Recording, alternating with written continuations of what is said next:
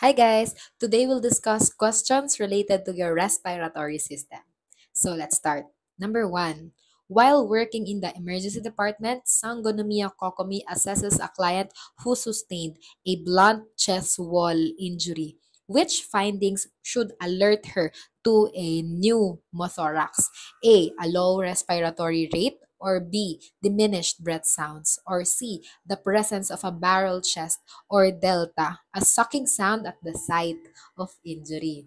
Guys, for number 1, the best and only answer is no other than bravo, diminished breath sounds. When you say diminished, nawala, or bumaba, or humina ang breath sounds. And remember guys, there's only a presence of your breath sounds if meron kang presence ng lungs. Kung may baga pa dyan sa loob ng chest mo, that will produce breath sounds. But if you say there's diminished or there's absence of breath sounds, that just means there's absence of lungs as well. Or in simple terms, you have your lung collapse. And bakit kaya nagkaroon ng lung collapse? Anong nangyari sa patient? Blunt chest wall injury. When you say blunt, ibig sabihin, ang klase ng injury na nasustain ng pasyente mo comes from a non-penetrating, hindi sharp na object. Blunt, like dos por dos, hinampas sa chest. Like suntok, sinuntok yung chest. So yun, mga hindi penetrating at hindi sharp na objects that has injured the chest wall. A sufficient trauma to the chest wall can cause the lungs to collapse. And when the lungs will collapse, air will escape. And when you have air inside the chest wall or inside the thorax, that's what you call your pneumothorax. Kaya nga siya tinawag na pneumothorax because the word pneumo means air and thorax means thoracic cavity. The cavity that houses your lungs. Okay? So guys, if there's air in the thoracic cavity, that's your pneumothorax.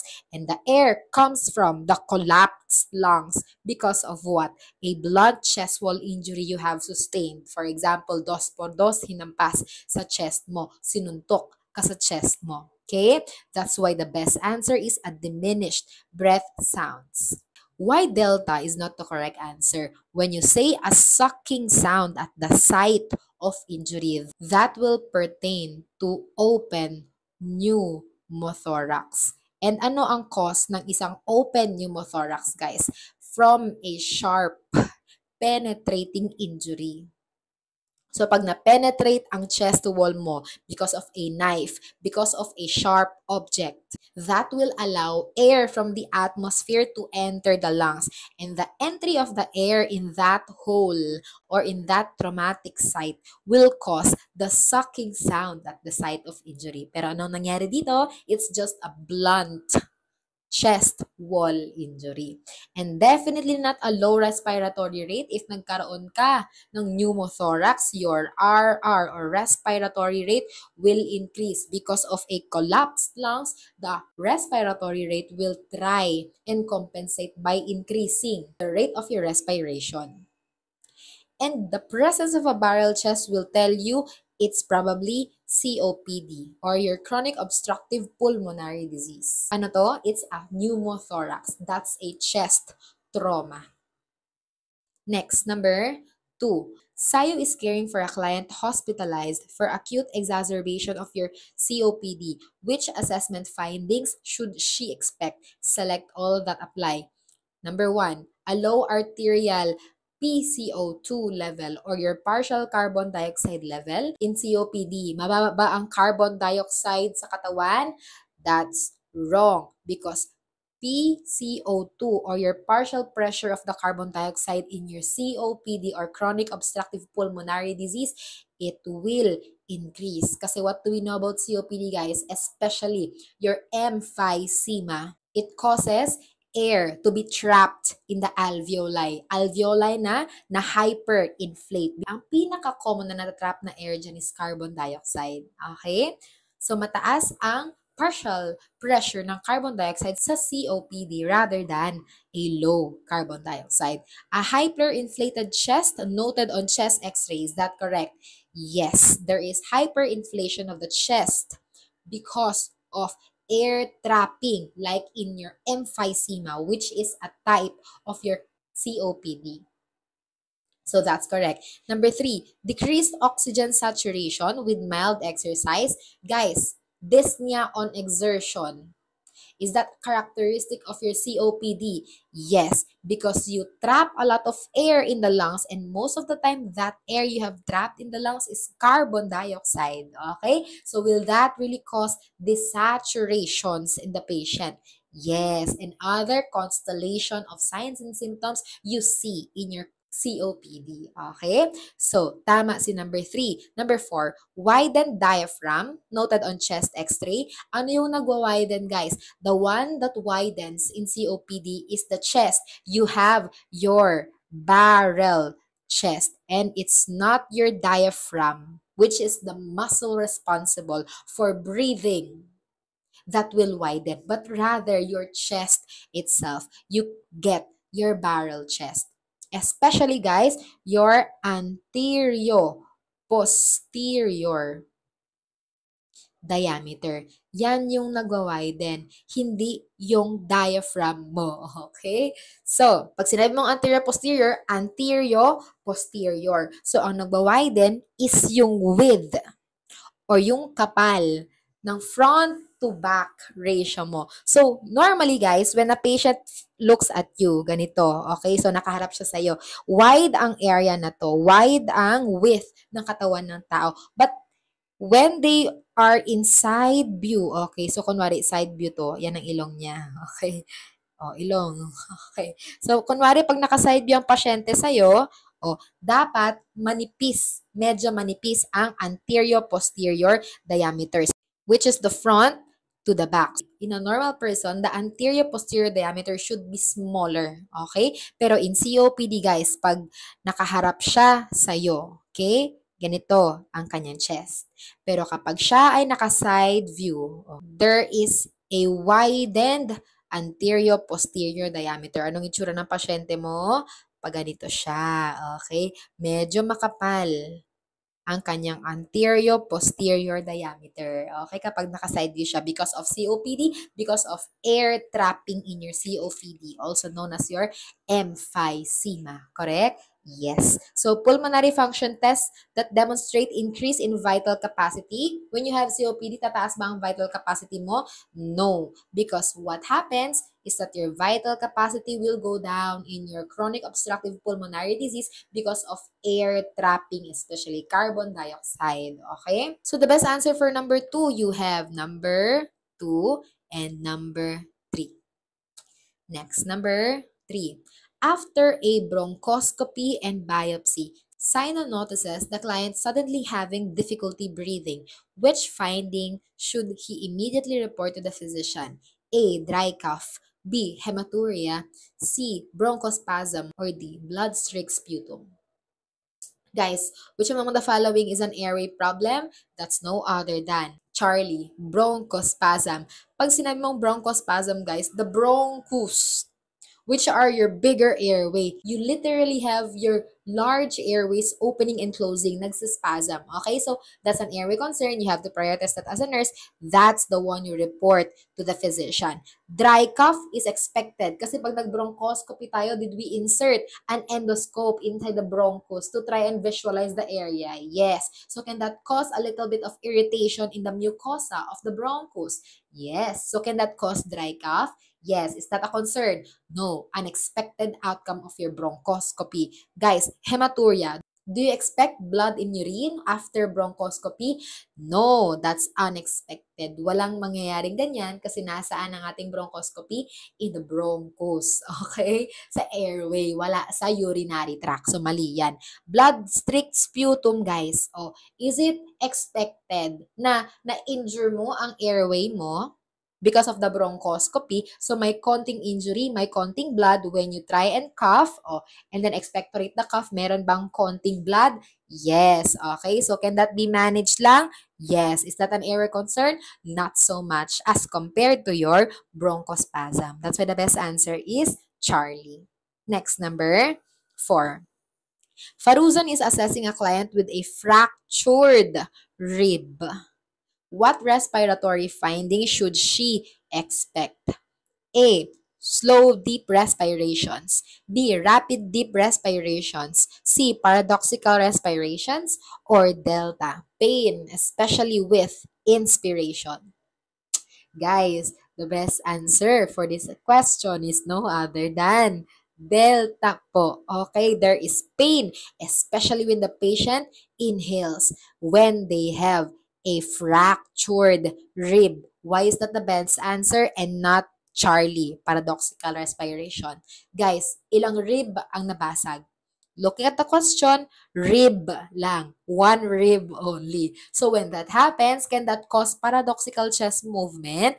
No. Okay? Guys, paradoxical chest movements or paradoxical respiration only happens when you have multiple rib fracture. Saan mo yan makikita when you hear this term? Your flail chest.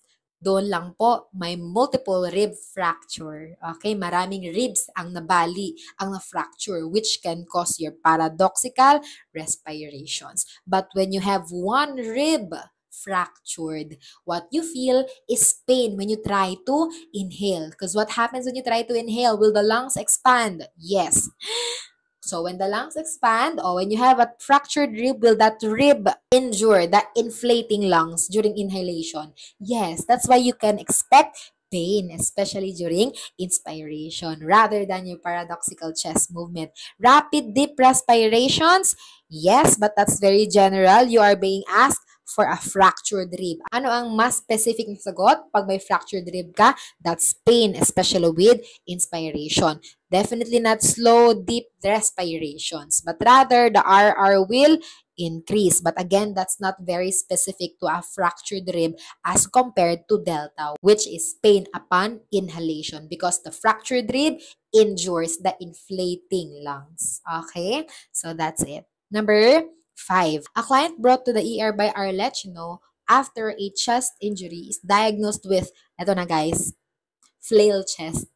Which is the most distinct sign she should assess? A. Cyanosis. B. Hypotension. C. Paradoxical chest movement. Or D. Dyspnea, especially on exhalation. Guys, flail chest is that multiple fractured rib.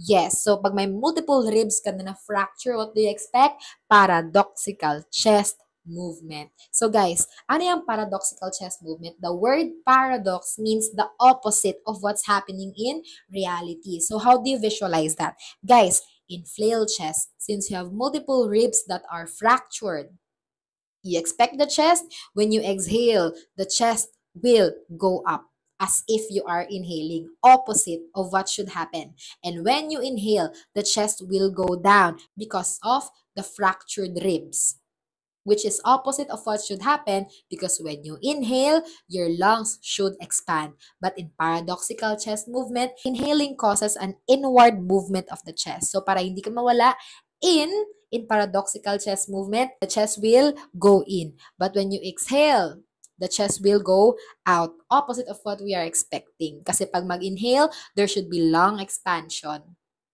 The chest should rise or the chest should expand. But since it's paradoxical chest movement kasi meron kang multiple fractured ribs, you expect the chest to produce an inward motion. Okay? So, inhale, inward. Exhale, exit, palabas. Okay? So, ganon. Cyanosis is a late sign of decrease in oxygenation, which can also happen in your flail chest. But what's being asked is the most distinct sign. Ano ang distinct sign or sinasabi natin na hallmark sign ng iyong flail chest, no other than yung paradoxical chest movement. Okay, that's the hallmark sign. Pag nakita mo ang paradoxical chest movement, walang mintis, flail chest yan. Hypotension, it has nothing to do with your blood pressure because this is talking about the lungs that can be punctured because of your fractured ribs. Okay, and dyspnea, especially on exhalation, there is dyspnea, but not in exhalation. There's dyspnea, difficulty breathing because of the fractured ribs. Next, number 6. The wanderer is assessing a trauma patient at risk for ARDS or your acute respiratory distress syndrome, which is the earliest sign you should watch for. A. Bilateral wheezing. B. Inspiratory crackles. C. Intercostal retractions. Or delta. Increased respiratory rate. Guys, kahit hindi mo pa alam ang ibig sabihin ng ARDS, pero alam mong respiratory system discussion to. Ano ang earliest sign ng whatever kind of disease? Like this one, respiratory disease, you look for the compensatory mechanism of whatever kind of respiratory disease. And what's that? That's your increased respiratory rate. Kasi remember, the earliest sign of diseases or pathophysiologies of whatever kind of system will start with a compensatory mechanism because the body will naturally try and fend off that kind of pathology. And pag hindi na nakayanan ng katawan mong mag-fend off dyan or mag-compensate dyan, nagkakaroon ka na ng constellation signs and symptoms specific to that disease. So initially, or the earliest symptom will come at the phase of your compensatory mechanism. So the best answer is increased respiratory rate. Bilateral wheezing, that's more specific to your asthma, correct? Inspiratory crackles, that's more specific to whatever kind of fluid accumulation in the lungs, correct? And intercostal retractions that can be seen in patients with infection in the lungs, okay? Like pneumonia, okay? So ganon. So hindi siya specific or earliest sign of your acute respiratory distress syndrome. Next, number 7. A client seen by Hutao in the ED is suspected to have a pulmonary embolism. Which symptom is most commonly reported? A. Hot flushed feeling. B. Sudden chills and fever. C. Chest pain that occurs suddenly. Or delta. Dyspnea when deep breaths are taken. Guys, pag sinabi mong pulmonary embolism, the best answer is no other than the chest pain that happens suddenly. Guys, pulmonary embolism is because of a clot in the vasculature of your lungs or in the circulation of your lungs. So imagine, pag biglang nagkaroon ng clot sa airway mo, nahihirapan ba ngayon yung circulation sa airway mo? Yes, correct. So what do you experience? Chest pain, biglang sasakit ang dibdib. That happens suddenly, walang warning. Because when you have a clot in your blood vessel, guys, it's like a ticking time bomb. So habang nagfo-flow yan in bigger vessels, it will not cause any problem. But once it reaches smaller vessels, like the vessels in the lungs, like the vessels in the brain, o yan, dyan magre-react. I-impede ang circulation, magkakaroon ka ng chest pain that occurs suddenly without warning sign. That's an example of pulmonary embolism. An embolus that has been dislodged in the pulmonary vasculature or the pulmonary circulation. Okay? Hot flushed feeling, more characteristic of your fever, correct? Yes. Sudden chills and fever, the infection, okay? Or dyspnea when deep breaths are taken. Saan yan, guys? Masakit kapag nag-i-inhale ka. Pwede bang fractured rib? Yes. Okay, kakadiscuss lang kanina. So, guys, that's the best answer, Charlie. Next, number 8. Amber is teaching a client how to use 2 inhalers, salmeterol and beclomethasone dipropionate. What is the correct order of administration? So, alin daw ang mauuna? A. Beclomethasone first and then salmeterol. Or salmeterol first and then the beclomethasone. Or alternating a single puff of each beginning with the salmeterol. Or delta, alternating a single puff of each beginning with the beclomethasone. Guys, kung ano mang inhaler ang ibibigay mo sa pasyente mo, remember, una dapat ang dilator ng airway para yung susunod na gamot na ibibigay mo ay makakapasok ng maayos kasi dilated ng airway. So, saan dyan ang airway dilator or bronchodilator? E di walang iba kundi salmeterol. So, best answer, Bravo. Salmeterol first and then beclometasone. Guys, salmeterol is your bronchodilator. This one. Yan ang bronchodilator mo. So when you give salmeterol puffs first as ordered, kung ilang puff man ang order ng physician, or ilang nebulization.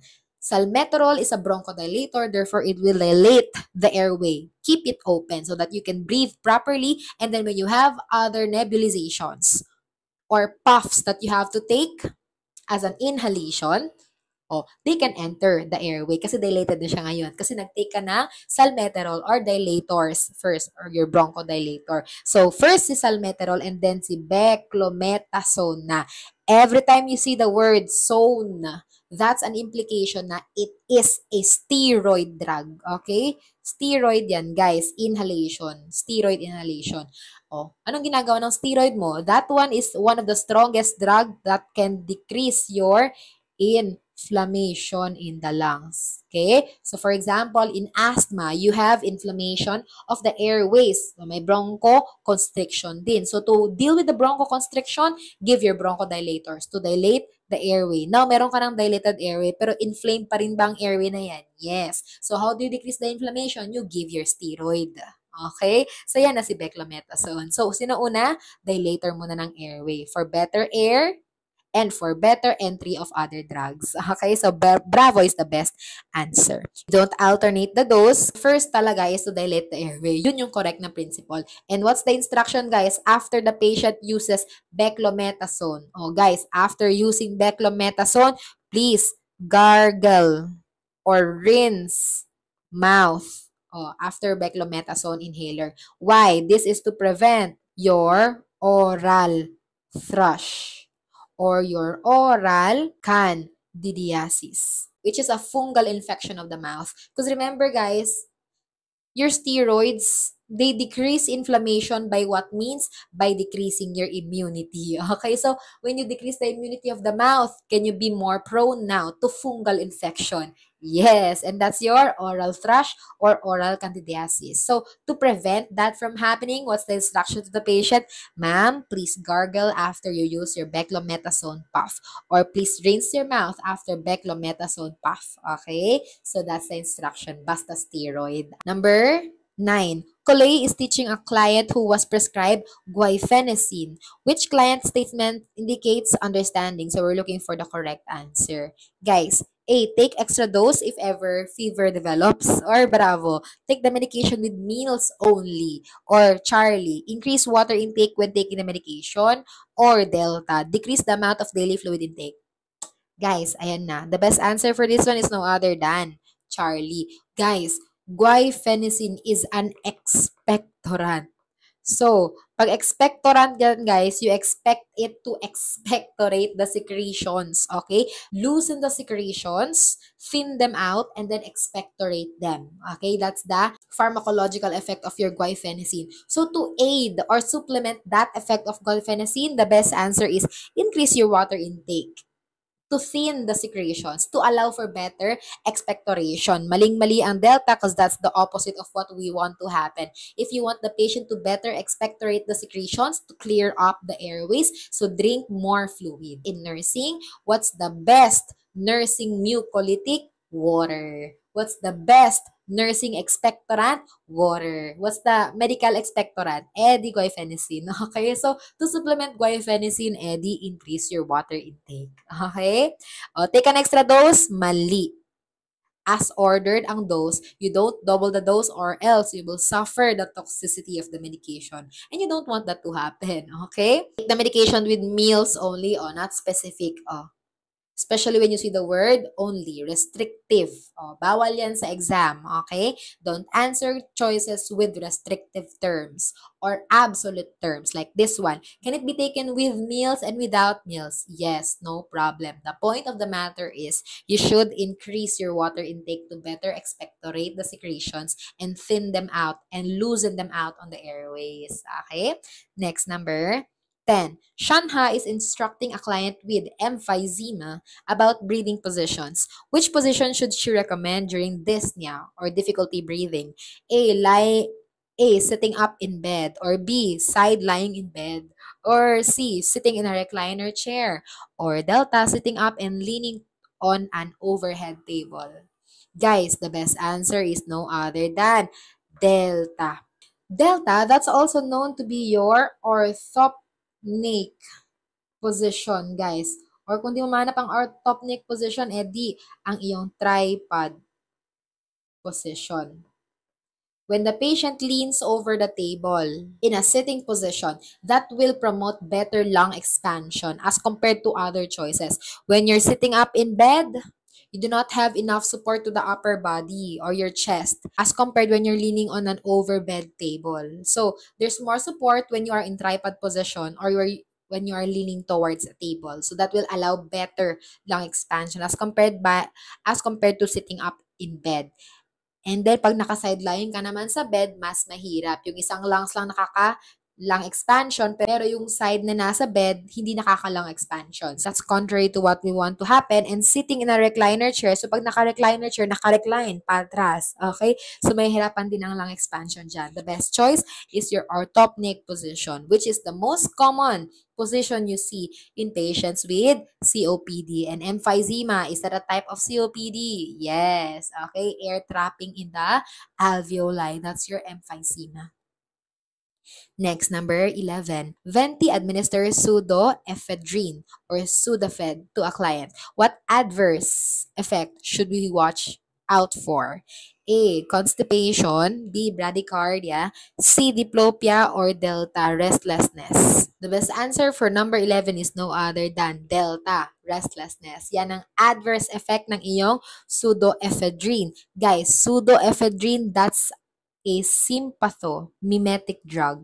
So, pag sinabi mong sympathomimetic drug, it mimics your sympathetic nervous system or your SNS. So, pag naka-SNS ka, guys, increase ba ang mga systems ng katawan mo? Yes. And pag increase ang systems mo, will that also increase your neuro system? Yes. So, kapag restless na ang patient, too much stimulation na ba yun sa brain? Yes, correct. Okay, so that's the adverse effect. Constipation is not an adverse effect, but rather that's a side effect of your sympathomimetic. Kasi in sympathetic nervous system, all systems will go up, but your gastrointestinal system and your urinary tract, which is part of your rest and digest or your PNS, that one will relax. Kaya anong i-expect mo sa patient mo? Constipation, because that's PNS or your parasympathetic nervous system, which is the opposite of your sympathetic nervous system, which is your fight or flight. And bradycardia is not an effect, rather it will increase your PR or your heart rate. Yan ang effect niya. Since it's a sympathomimetic, it mimics your SNS, mimics your fight or flight response. And diplopia, double vision, you also don't see that in your sympathomimetics. Number 12, a client with DVT or deep vein thrombosis suddenly develops dyspnea, tachypnea, and chest discomfort.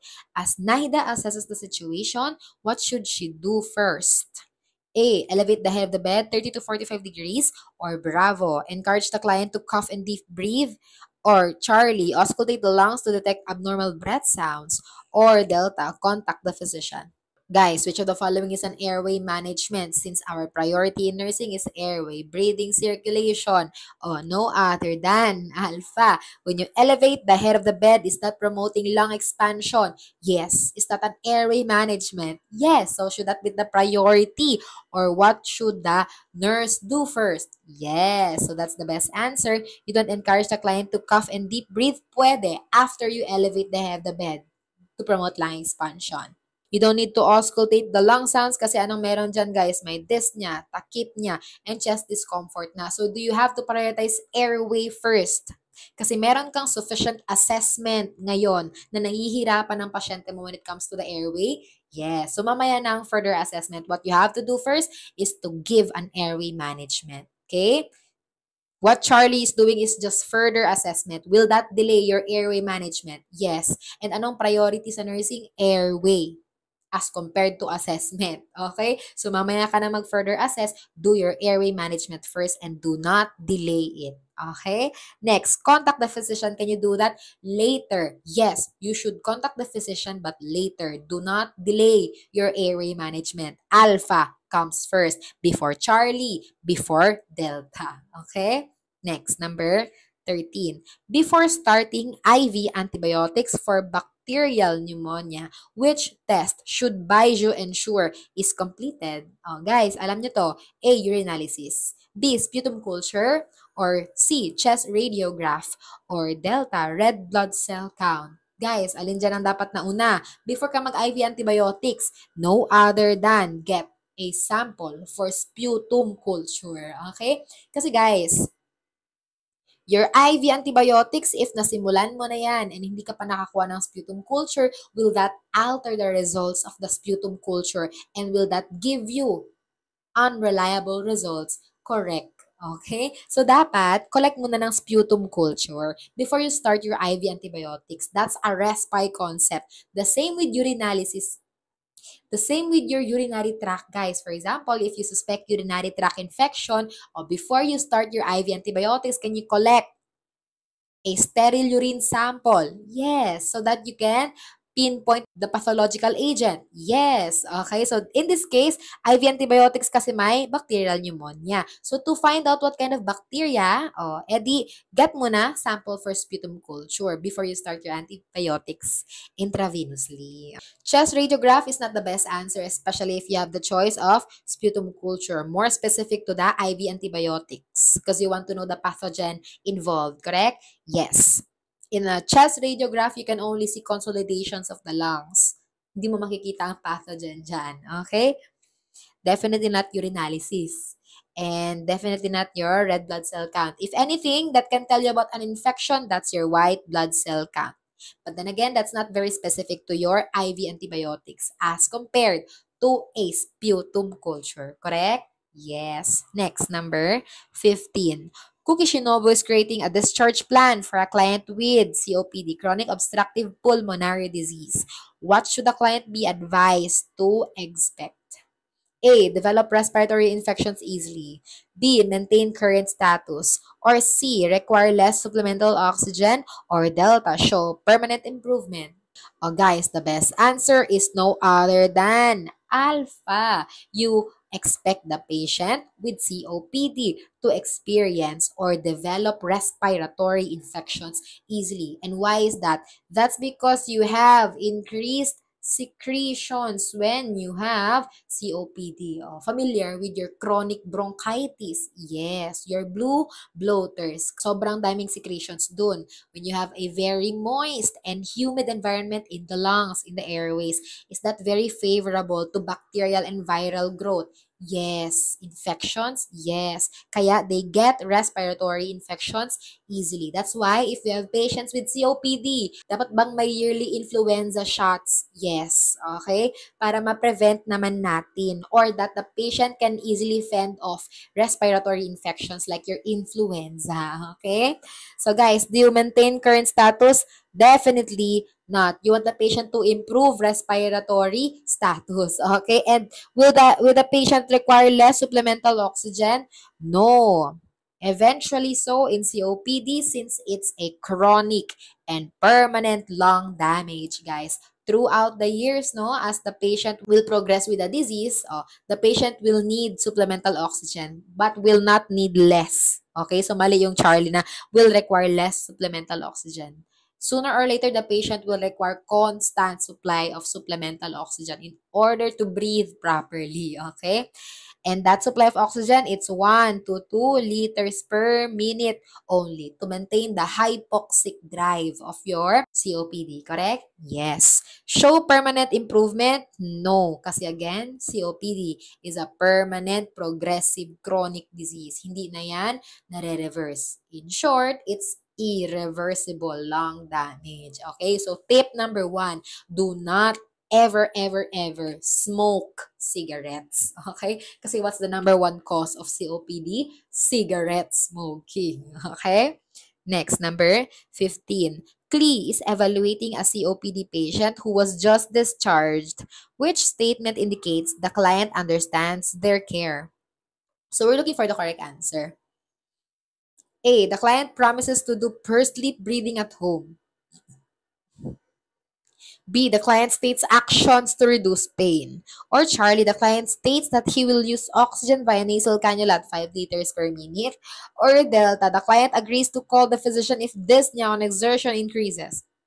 Oh, the best answer for this one, guys, is no other than Delta. Ang tamang sagot, Delta. Sabi dito, the client agrees to call the physician if dyspnea on exertion increases. So, ibig sabihin, when the patient does the daily activities, mas nagiging hingal siya, okay? Mas nahihirapan huminga, mas nahihirapan i-complete ang activity na yon. Upon exertion, there's dyspnea, okay? That one is reportable to the physician. Kasi yan ang ikakamatay ng pasyente mo, guys, okay? Kapag hindi na kaya ng baga niya, i-support ang mga activities of daily living. So, Delta, when the patient knows or agrees to call the doctor or go to the ER when there's exacerbation of dyspnea upon exertion, that one will promote better care of the disease process, knowing that COPD is chronic and permanent and irreversible.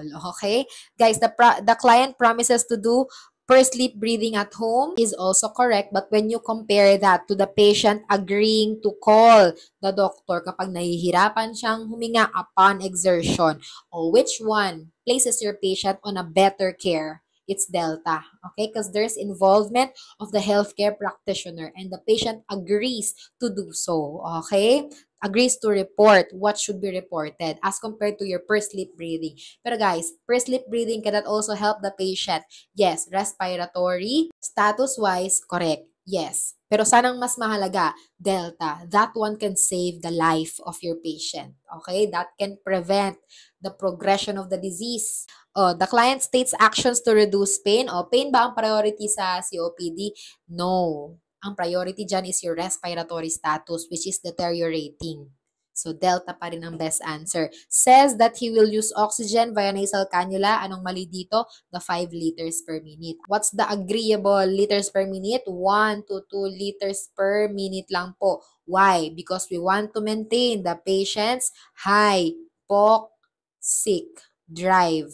And that hypoxic drive is when mababa ang O2 na nare-receive ng patient. Pag mababa ang O2 na nare-receive ng patient, that will stimulate the patient's brain to breathe para huminga. Kasi kapag tinaasan mo 5 liters, 10 liters, 15 liters, the brain, especially the medulla oblongata, the one responsible for the patient's drive to breathe, it will tell the patient's brain to stop breathing or to breathe less. Kasi ngayon, mas maraming oxygen. So, anong meron sa COPD? Hypoxic drive. The lower the oxygen is given, the patient will be stimulated to breathe more. Next, number 16. Which of the following is a typical physical finding in a client with advanced COPD as noted by Neuvillette? A. Increased anterior-posterior chest diameter, or B. Underdeveloped neck muscles, or C. Collapsed neck veins, or Delta. Increased chest exertions with respiration. Guys, naturo natin kanina, ano yun? Lalaki ang kanyang anterior-posterior chest diameter. What do you call that? You call that your barrel chest. Pag naka-side view, parang barrel. Okay? Pag nag-side view, front view, nag-turn around, back view, barrel. Same lang yung sizes all around. Okay? That's your barrel chest. There's increased anterior-posterior chest diameter. There's no underdeveloped neck muscles. Okay, this is not about the neck muscles, but rather the lungs. Because of air trapping, the chest will widen. You have an anterior-posterior wider diameter now. Okay? Collapsed neck vein, not respiratory nature, but more on cardio. Correct? Yes. Increased chest exertions with respiration, meron. Pero anong tanong dyan? Advanced COPD. So, medyo nag-progress na. What do you see? Barrel chest. Okay? Increased chest exertions, you find that early on. Diba? Tataas ang RR because of the compensatory mechanism. Yeah. So, that's not a characteristic of advanced COPD, but rather an early and progressing COPD. Next, number 17. When educating clients about preventing COPD, what should Tignari emphasize? A. Participate regularly in aerobic exercises. Or B. Maintain a high-protein diet. Or Charlie, avoid exposure to people with known respiratory infections. Or Delta, abstain from cigarette smoking. Guys, the number one cause of COPD is your chronic long-term smoking. Delta is the best answer. Abstain from cigarette smoking. Because smoking is the number one cause of your chronic obstructive pulmonary disease. So yan ang ituturo mo sa mga clients mo. To prevent COPD, stop, abstain, do not smoke cigarettes. Okay? Participate regularly in aerobic exercises. That one can improve your respiratory status, but that will not prevent COPD if you're still a smoker. High protein diet is not the issue here, but rather your smoking, because the contents in the cigarette is the one that damages your lungs and causes COPD. And when you already have COPD, ito na instruction mo sa kanya. Pag may COPD na siya, avoid exposure to people with known respiratory infections. Kasi again, pag may COPD ka na, you are now more prone to respiratory infections because of the damages in your lungs caused by smoking. Okay? Next, number 18. What is the expected outcome of pursed lip breathing for clients with emphysema, as explained by Jean? A, to promote oxygen intake, or Bravo, to strengthen the diaphragm, or Charlie, to strengthen the intercostal muscles, or Delta, to promote carbon dioxide elimination. Guys, listen, pursed lip breathing, ang gustong gawin ng pursed lip breathing sa client na may emphysema is no other than Delta, to eliminate carbon dioxide. Kasi anong problem sa emphysema, guys? The problem is air trapping. When you trap air in the overinflated or hyperinflated alveoli. And ano yung air na natatrap dyan, guys? It's your carbon dioxide. So, how do you release the excess carbon dioxide in the alveoli na naka-hyperinflate? And then you do your pursed lip breathing. Inhale, and then exhale in prolonged duration so as to release excess carbon dioxide, no? To eliminate excess carbon dioxide trapped inside your hyperinflated alveoli. Yan ang technique, pursed lip breathing. Okay? It's not about strengthening the diaphragm or the intercostal muscles. Kung gusto mo yan gawin, edi do your deep breathing techniques, okay? And definitely that's not your oxygen intake. That's for carbon dioxide elimination. Number 19, Dory teaches a COPD client about signs of right-sided heart failure. Which symptoms should she include? Clubbing of nail beds, hypertension, peripheral edema, increased appetite. Guys, pag right-sided heart failure, the letter R means the rest of the body. So, sanang backflow ng blood because of an incompetent heart pump. Di sa rest of the body. So, sanang edema sa rest of the body. Sanang fluid congestion sa rest of the body. Saan dyan? Di, Charlie, peripheral edema. Increased appetite is not characteristic of right-sided heart failure. Hypertension, you see that in either left or right heart failure. Remember, there's compensatory mechanism activated in order to compensate for your heart failure. And isa na doon si RAAS. Ano ang nagagawa ng RAAS? Increase ng blood pressure. So, can you find hypertension in both right and left? Yes. So, this one not specific to right-sided heart failure only. And clubbing of the nail beds, guys, you find that in prolonged poor circulation. Like patients with congenital heart defects. Okay? So, madalas sa kanila mo nakikita ang clubbing of nail beds. Next, number 20. Either is assessing a client with COPD exacerbation due to an upper respiratory infection. Which findings should he expect? A, normal breath sounds, or B, prolonged inspiration, or delta, or C, normal chest movements, or delta, coarse crackles and rhonchi. Guys, alin dyan ang COPD? Alin dyan ang hindi normal? Di walang iba kundi coarse crackles and rhonchi. Crackles, rhonchi, that means there's presence of fluid in the lungs. Fluid or secretions. Remember, chronic bronchitis or your blue bloaters in your COPD, maraming secretions ba yan? Yes. Okay, so you see or you hear coarse crackles and rhonchi. Adventitious sounds heard when you have excess fluid or excess secretions in the airways. Normal breath sounds, definitely in a normal lungs. Prolonged inspiration, that's not very specific to COPD. Next, normal chest movements, di normal, okay? Next, number 21. For a COPD client with low partial pressure of oxygen, Laila plans to deliver oxygen. What should she understand? A. High oxygen concentrations will cause coughing and dyspnea. Or B. High oxygen concentrations may inhibit the hypoxic stimulus to breathe. Or C. Increased oxygen use will cause the client to become dependent on the oxygen. Or Delta. Administration of oxygen is contraindicated in clients who are using bronchodilators. Guys, the best answer is no other than, tulad ng sinabi natin kanina, Bravo! High oxygen concentrations may inhibit the hypoxic stimulus to breathe. Anong meron sa patient na may COPD? You have your hypoxic drive. So guys, when you say hypoxic drive, from the word itself, hypoxia, low oxygen in the body will promote the patient to breathe or will trigger the part of the brain, your medulla oblongata, to tell the patient to breathe.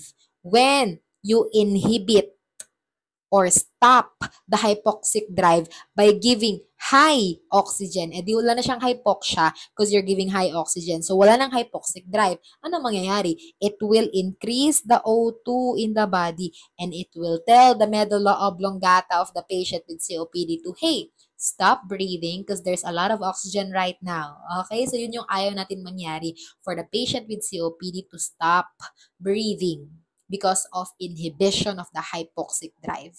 The hypoxic drive is a protective part of COPD actually, because it will tell the patient to continue breathing. So bravo is the best answer. Next, number 22. Thoma gives theophylline or your Theodore to a client, which effect indicates the medication is working? A. Suppression of the client's respiratory infection. Or Bravo, decrease in bronchial secretions. Or Charlie, relaxation of the bronchial smooth muscles. Or Delta, thinning of tenacious purulent sputum. Guys, theophylline, that's a bronchodilator. So Charlie is the best answer. No relaxation of bronchial smooth muscles. Okay?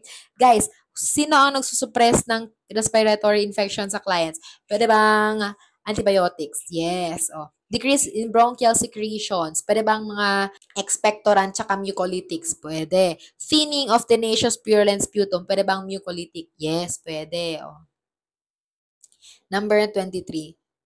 A 32-year-old female with asthma is brought to the ER by Dea. May asthma. She is dyspneic, tachypneic, and using accessory muscles. What action should Dea take first? Okay, Alpha. Initiate oxygen therapy and reassess the client in 10 minutes. Bravo. Draw blood for an arterial blood gas analysis and send the client for a chest x-ray. Or Charlie, encourage the client to relax and breathe slowly through the mouth. Or Delta, administer bronchodilators. Guys, the best answer is no other than Delta. You administer your bronchodilators first before you do everything else. Why? If the patient has asthma and is already experiencing dyspneic, tachypneic, and already using accessory muscles of the chest and the sternum just to breathe properly, the thing you have to do is to give your bronchodilators. Because when you give your bronchodilators, that will open up the airways. And now when you have an open airway, the patient can breathe properly. Okay, there's better oxygenation before you can give your oxygen therapy and reassess the client in 10 minutes. Because imagine, if the patient is dyspneic, tachypneic, and using accessory muscles, halos hindi na makahinga ng maayos kasi inaatake ng asthma attack. At binigyan mo ng oxygen. Saan pupunta ang oxygen kapag ang airway ay naka-bronchoconstrict? Nahihirapan pumasok. Okay, so it defeats the purpose. That's why the first thing you have to do is to bronchodilate first before you give your airway management, which is yan, oxygen therapy, or magbibigay ka ba ng steroid inhaler, okay? And then, after nyan, reassess after 10 minutes. Pwede na. And then, pwede na ba mag-draw ng blood for ABG analysis pag na-stabilize na ang pasyente, pag napadilate mo na ang airways niya? Yes, again, what's the principle being followed in this question? No other than your A, B, C. Airway, breathing, circulation. So, sino talaga ang airway management dyan? bronchodilators. Without the bronchodilators opening up the airway, your oxygen therapy will do little in terms of giving your patient better oxygenation. So yan talaga ang airway management dyan. Delta. Next, number 24. A client with acute asthma is prescribed short-term corticosteroids. What is the expected outcome according to Yao Yao? A. Promote bronchodilator, or act as an expectorant, or C. Have an anti-inflammatory effect, or Delta. Prevent development of respiratory infection. Yan na guys, sabi ko sa'yo, basta steroids, ang effect niya is to decrease inflammation by inhibiting the immune system, inflammatory cells, or inflammatory reaction. So the best answer is no other than Charlie. Have an anti-inflammatory effect. Yan ang nagagawa niya for acute asthma attack. Okay? It's not for bronchodilation, edi bronchodilators ang ibibigay mo. Like your salmeterol, okay? Salbutamol, yan. Albuterol, yan sila. Expectorant, edi guaifenesin, hindi corticosteroid, okay? Prevent development of respiratory infection, edi antibiotics. Next, number 25. Shinyan is educating a patient taking metaprotenerol via metered dose inhaler, MDI. Which adverse effect should the client report? So, adverse effect ang hinahanap natin ng metaprotenerol. A. Irregular heartbeat. B. Constipation. C. Pedal edema. Or Delta. Decreased pulse rate. Guys, the best answer for number 25 is no other than an irregular heartbeat. Why? Your metaprotenerol, that one is a beta agonist. So guys, pag sinabi mong beta agonist, beta, these are the beta cells that are being stimulated by your SNS. So si SNS, like your epinephrine, dopamine, pag sila nandyan sa labas, paligoy-ligoy sa katawan, sino ang sinistimulate nila? Si beta cells. Anong function ni beta cells? To do the SNS work. For example, increase heart rate, cause increase in blood pressure by vasoconstriction, increase the ability of the airways to take in oxygen, bronchodilator. So yung lahat, SNS. Then ang ginagawa ni beta cells, pag stimulated siya ni SNS. Okay? Like your epinephrine and your dopamine. So guys, pag agonist siya, meaning kakampi niya si beta cell. So ano ginagawa niya? Tinutulungan niya si beta cells na stimulate ng SNS. So ngayon, if yan ang binigay mo, metaprotenerol, agonist ng beta cells, ano ang kanyang adverse effect? Pag nasobrahan ka sa SNS stimulation, adverse effect yun. Irregular heartbeat. Pag masyadong excitatory na ang heart cells mo, is that too much SNS stimulation? Correct. Yes, that's why that's the adverse effect. Constipation, saan yan? That's a side effect rather than an adverse effect. Kasi in SNS, is that your fight or flight? Yes. So, walang gastrointestinal stimulation. So, ano mangyayari? Constipation. Okay? Kasi walang gastrointestinal stimulation. Pedal edema, pwedeng heart failure. Eh, hindi naman to heart failure. Correct? So, hindi yan tamang sagot. Decreased pulse rate, opposite of that. Anong effect niya? Increase of the heart rate because we're talking about SNS, fight or flight response in your beta cells. Okay? Best answer, alpha. Next, number 26. What is one of the most common triggers of an acute asthma attack? As explained by Nilu. Guys, pag ikaw may asthma attack at tinanong ka sa board exam ano ang pinaka-common na trigger ng acute asthma attack, the best and only answer is no other than bravo. Viral respiratory infection. Yan ang number 1 na pinaka-common triggers ng asthma attack. Your viral infections. Occupational exposure to toxins, sure, it can cause an asthma attack, but that's not very common as compared to a viral infection. And cigarette smoke, yes, can cause asthma attacks, but it's not the most common cause. Okay? Pwede lang siyang maging risk factor. And exercising in cold temperature, yes. In extreme temperatures, pwede, pero that's not the number 1. Sino yung number 1? Viral respiratory infections. Yan ang nakakos ng acute asthma attack, number 1 sa balota. Number 27. Which finding most likely indicates respiratory infection in a client with asthma observed by Lynette? A. Cough productive of yellow sputum, or B. Bilateral expiratory wheezes, or C. Chest tightness, or delta respiratory rate of 30 breaths per minute. Guys, pag sinabi mong respiratory infection, so meron bang pathogen na nandiyan sa respiratory tract mo? Yes. Eddie, ano ang iyong expected sign kapag may infection? Pwede bang fever? Yes, pero wala namang fever dyan. Eddie, anong best answer? Productive cough, alpha, na may yellow sputum. The yellow sputum comes from the pus or nana. Saan galing ang nana? Sa bacteria. It's the byproduct of bacteria metabolism. Nana, pus. So pag may presence ng nana, may presence ng pus, merong bacterial infection. That's your yellow sputum right there. Okay? That one is indicatory of respiratory infection. Bilateral expiratory wheezes, edi asthma, but not your respiratory infection. What is being asked in the question is an ongoing infection, not just your asthma. Chest tightness, asthma pa rin. Respiratory rate na mataas, asthma pa rin, not your respiratory infection. Tama? Yes. Next, number 28. Which of the following should Novia interpret as an early sign of tension, pneumothorax, in a trauma client? A. Diminished bilateral breath sounds, or C. Muffled heart sounds, or Charlie, respiratory distress, or Delta, tracheal deviation. Guys, the best answer is no other than Delta, tracheal deviation.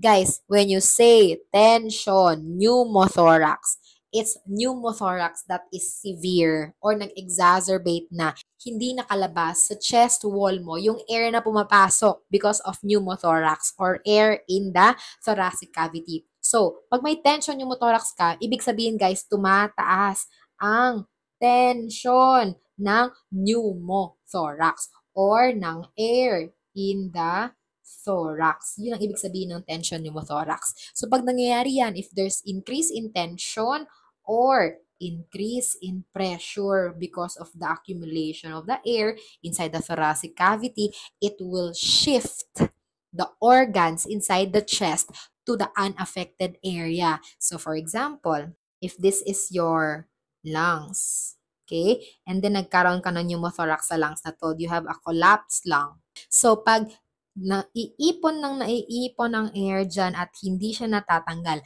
ang mangyayari is that the area here, this trachea will shift to the unaffected area because of increase in tension, because of increase in pressure.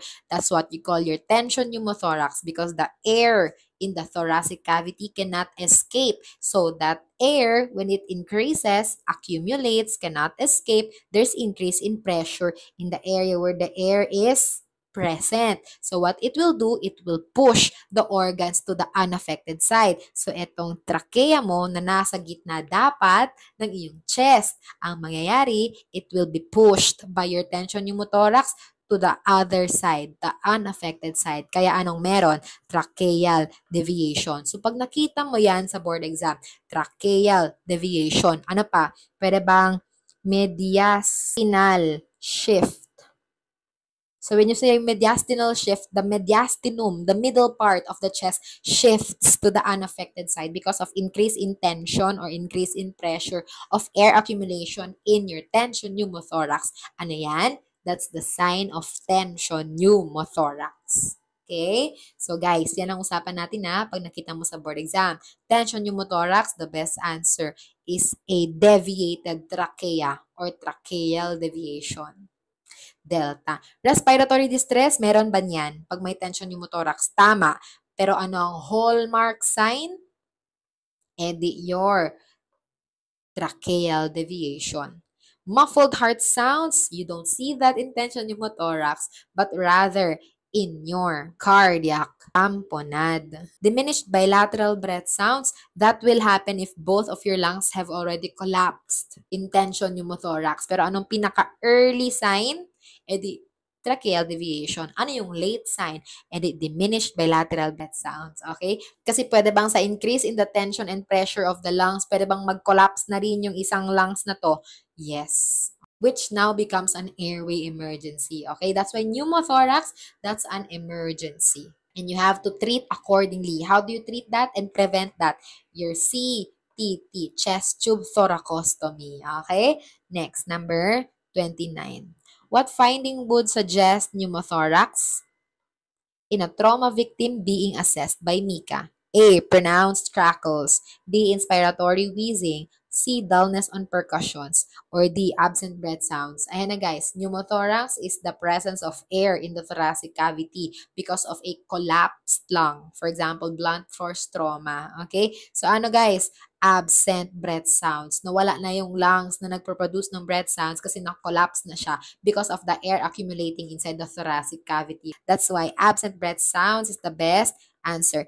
Dullness on percussion, that will indicate there is a mass kung saan ka nag-percuss. Okay? Mass. Anong hinahanap po dito guys? Pag pneumothorax is that air in the lungs.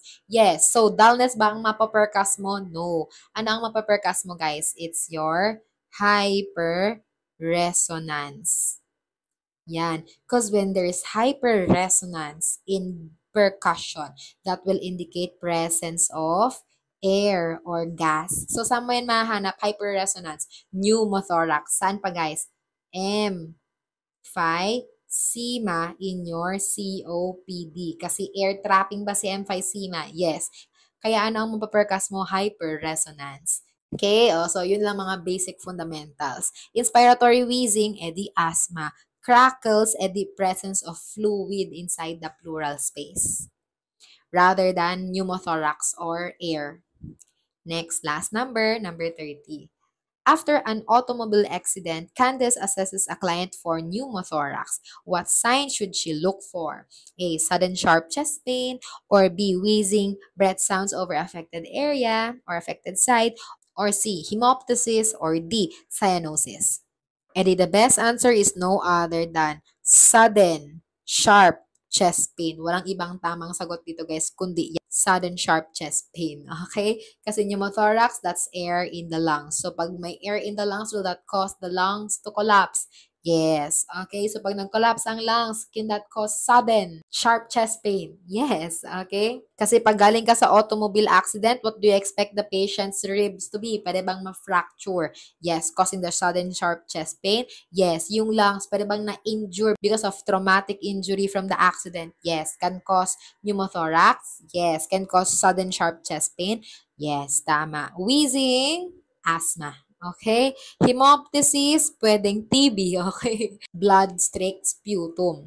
And cyanosis, pwedeng late sign na ng respiratory diseases, okay? Like your pneumothorax because of decrease in the oxygenation of the body, cyanosis na. So, yan lang. Oh, that's all. Hope you learned. Bye!